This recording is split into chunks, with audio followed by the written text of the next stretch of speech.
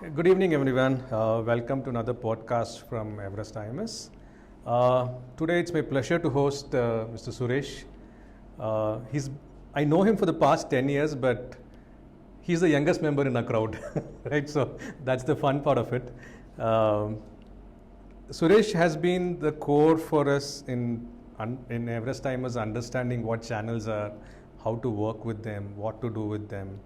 So he has set up that base for us on which we are probably thriving at this point of time. Now he's take up another strong mantle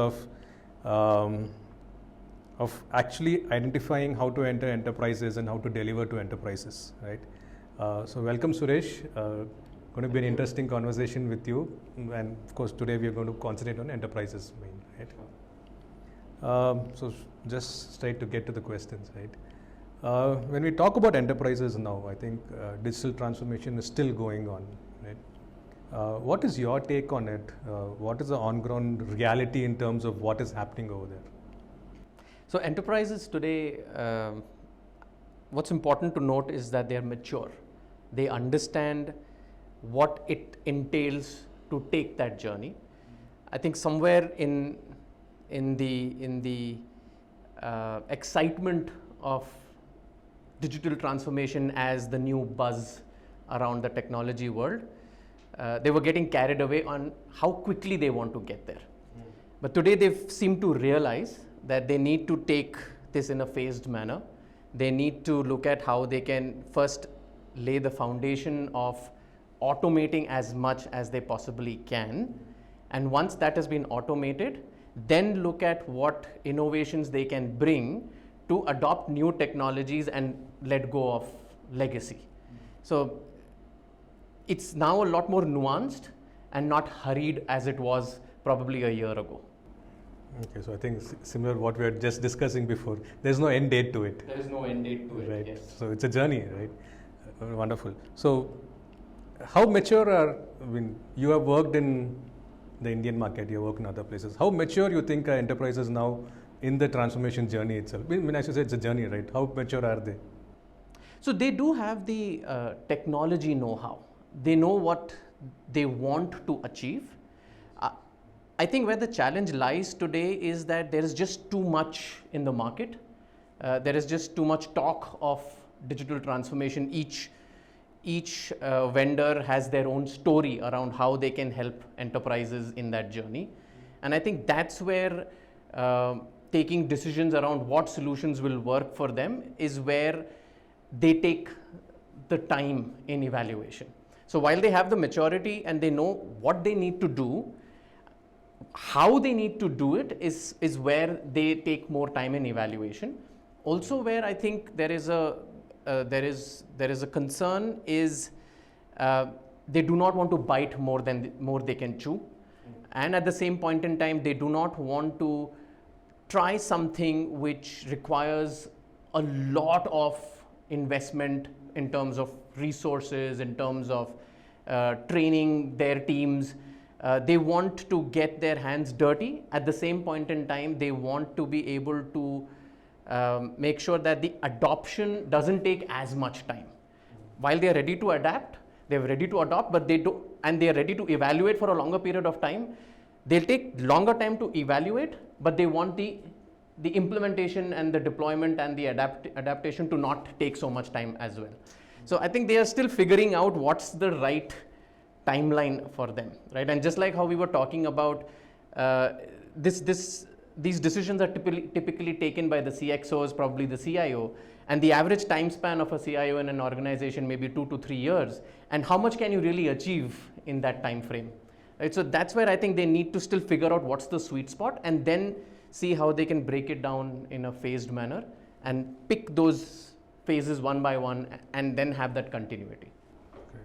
So you used a very interesting word in between, automation, right? I mean, that seems to be the buzzword everywhere. Can you expand on it a little more? What has been your experience and what the CIOs have been asking about automation now? Yeah, I mean, over the last few years that I've been working with the enterprises, it's still interesting to see how even in some of the largest enterprises, we still see a lot of manual input of data, and there is no automation even at the basic layer, right? So if there are still team members who are doing mundane transactions on a daily basis, something as simple as data entry into a CRM tool, where there is no integration between or interoperability between different tools, and where the data discovery and data capture can happen seamlessly. There are still people doing that activity, and it's not just enterprises. Even some of the largest banks in India are still using Excel sheets to manage their work. And today they do realize that this is not how it's going to function. They need their team members, their resources to be free to innovate, to be able to look at what they can do more and provide a better service, not just to their customers outside, but also internally. How can they service their other team members and improve their productivity, right? So automation today is at the ground layer, first getting your basics, your foundation right, and that's where tools like service management, ITSM come to play, right? You're able to automate your simple workflows from a day-to-day task.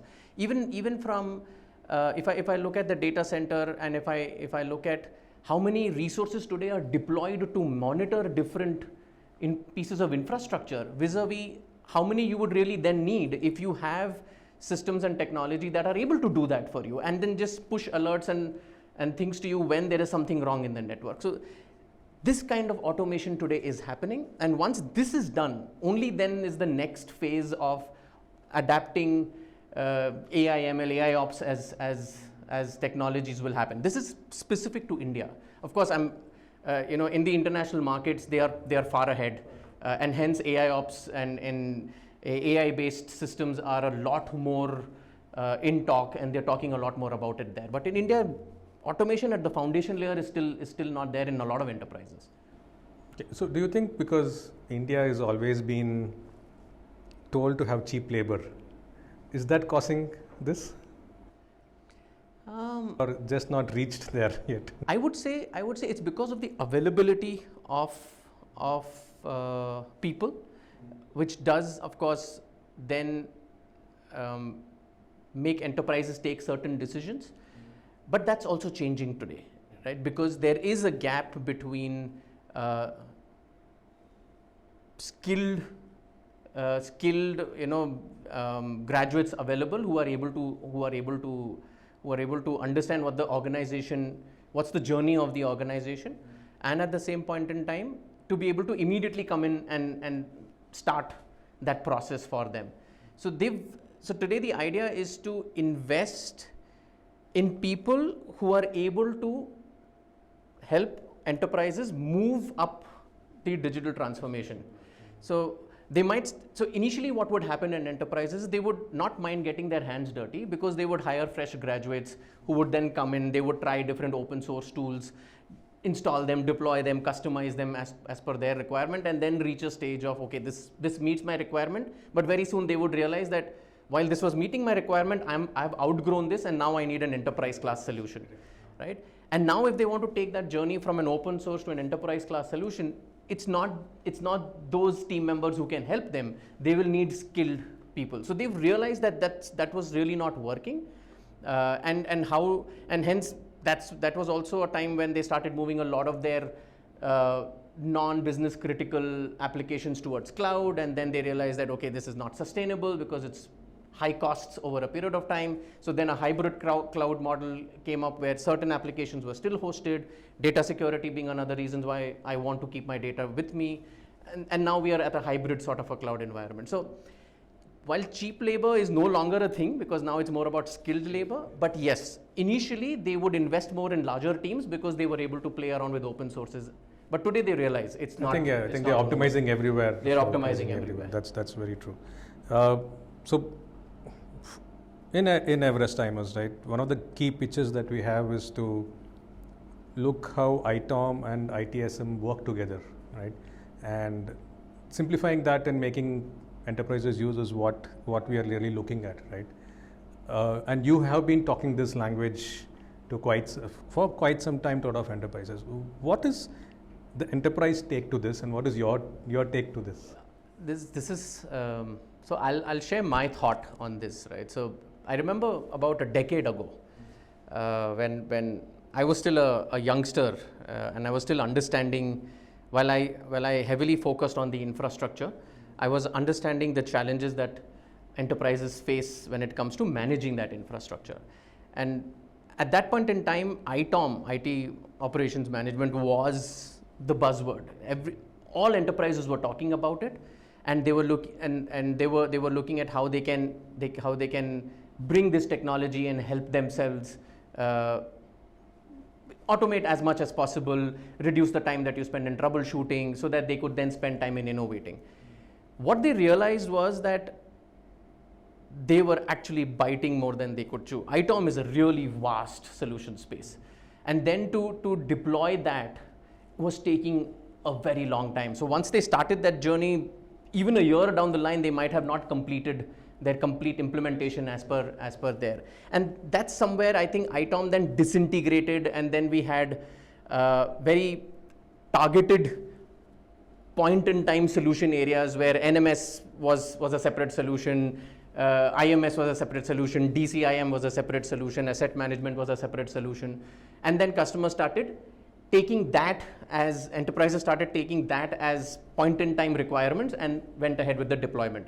They then realized that they had too many products to work with, and interoperability was becoming a huge issue for them, because asset management is from one particular OEM, NMS is from another OEM.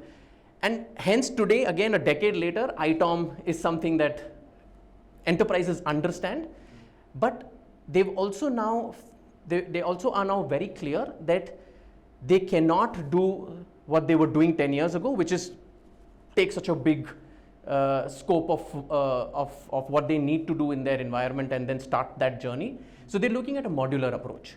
They would like to work with product companies who have that vision of an ITOM solution and have a modular approach in reaching there. And that's where I think we have a great story, because our product suite is eventually catering to the ITOM landscape, but we are approaching it in a modular fashion, where we have our IMS practice, we have our ITSM practice, we have our other automation orchestration tools, which can be deployed and adopted by customers in a modular fashion, and then comes together beautifully as a single suite of tools.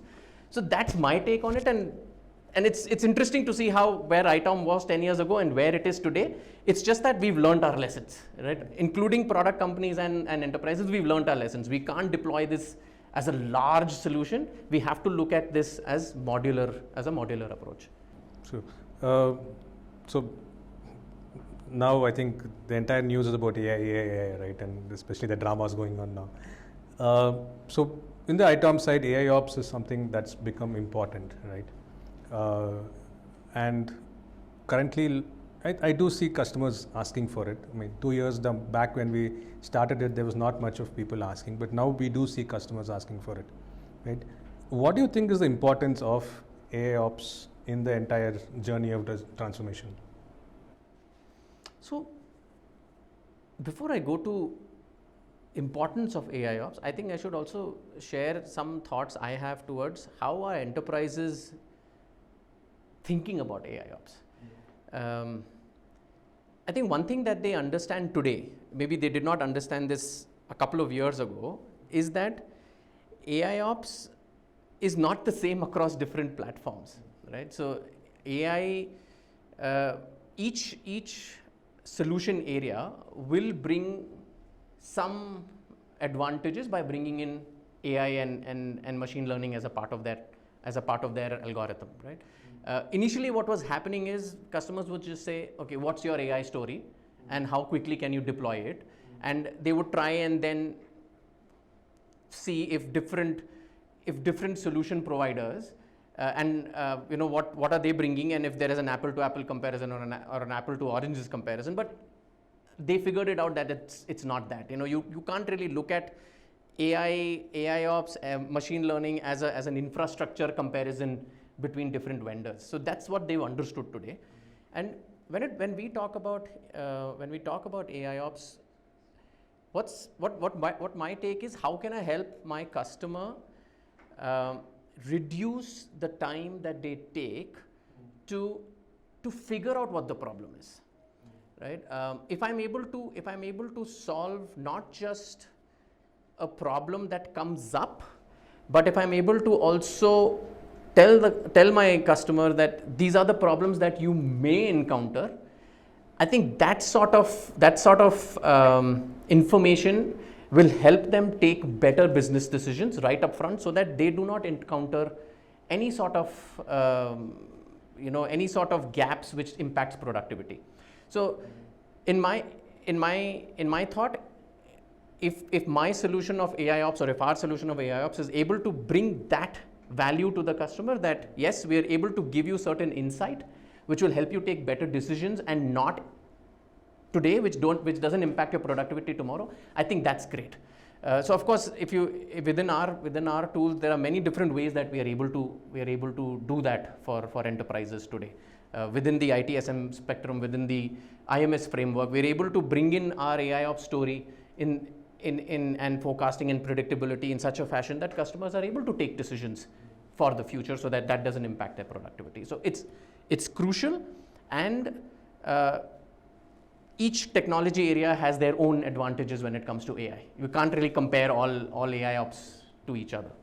So I think a statement which I was also hearing is moving from proactive to predictive, and not getting surprised by known surprises, right? So that's what it was. It's actually. In fact, today when we talk to enterprises, the first question they ask is, while you have a monitoring solution, while you have a service management solution, talk to me about what you're doing when it comes to AI Ops.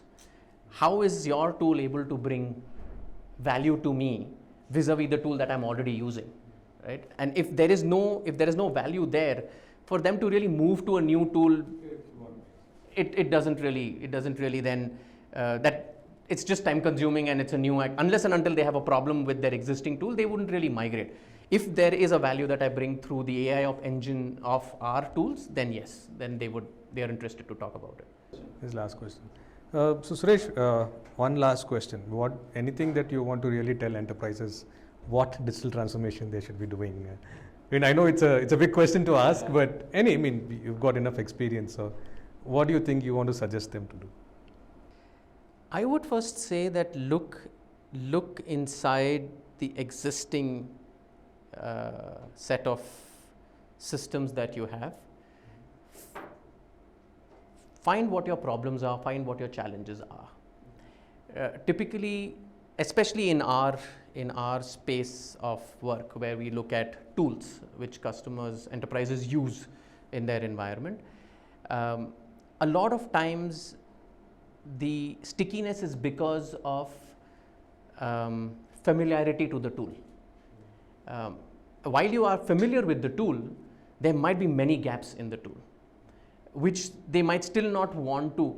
I'm talking about at the base layer where the administrators who are working with the tool, because there is familiarity with the tool, they may not be really looking at the gaps too seriously, and it might not be reported to the senior management or to the CXO level, and it comes to the fore only when there is a problem. Right? So I would encourage enterprises today to look within your ecosystem and find where those gaps are, because those gaps, till not fixed, anything from there, how do you then move from there to then truly be on a transformation journey? Because to be able to transform something, I first need to know what my challenge is. And somewhere in my thought, I don't think all enterprises have figured out what their challenge is. They might just be using a tool because of many issues. It could be familiarity, could be costs, could be legacy, the fear of changing, things like that. So let's figure out what the gaps currently are, and then what are the other solutions in the market that can fix and address those gaps for me, because that itself is a transformation. So first transform what I'm already using, and then adopt the next set of innovations that then take me on that journey. So I would invite enterprises to introspect, look within the infrastructure and see how, and a lot of banks are doing that today. If I look at within the enterprise spectrum, especially in India, it is the banks who are visionary. There is a lot of I would say good things happening, and a top-down approach which is coming directly from the ministry from the RBI towards the banks to transform what's there.